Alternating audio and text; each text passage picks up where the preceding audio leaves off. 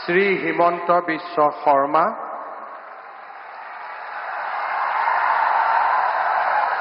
ঈশ্বৰৰ নামত শপত লওঁ যে বিধিৰ দ্বাৰা স্থাপিত ভাৰতৰ সংবিধানৰ প্ৰতি মই প্ৰকৃত বিশ্বাস আৰু আনুগত্য পোষণ কৰিম। মই ভাৰতৰ সাৰ্বভৌমত্ব আৰু অখণ্ডতা অক্ষুণ্ণ ৰাখিম।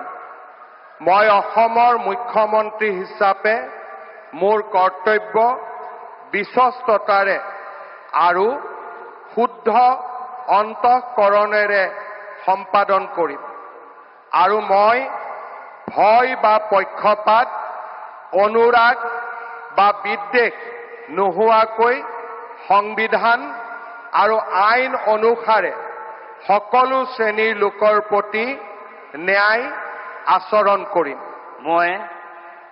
মই শ্ৰী হিমন্ত বিশ্ব শৰ্মা ঈশ্বৰৰ নামত শপত লওঁ যে মই অসমৰ মুখ্যমন্ত্ৰী হিচাপে মোৰ কৰ্তব্যৰ যথাযথ সম্পাদনৰ বাবে আৱশ্যক হোৱাৰ বাহিৰে মই এনে বিষয় যি অসমৰ মুখ্যমন্ত্ৰী হিচাপে মোৰ বিবেচনাৰ বাবে অনা হ'ব বা মোৰ জ্ঞাত হ'ব তেনে বিষয় মই কোনো ব্যক্তি বা ব্যক্তিসকলৰ ওচৰত প্ৰত্যক্ষ বা পৰোক্ষভাৱে অৱগত বা প্ৰকাশ নকৰিম।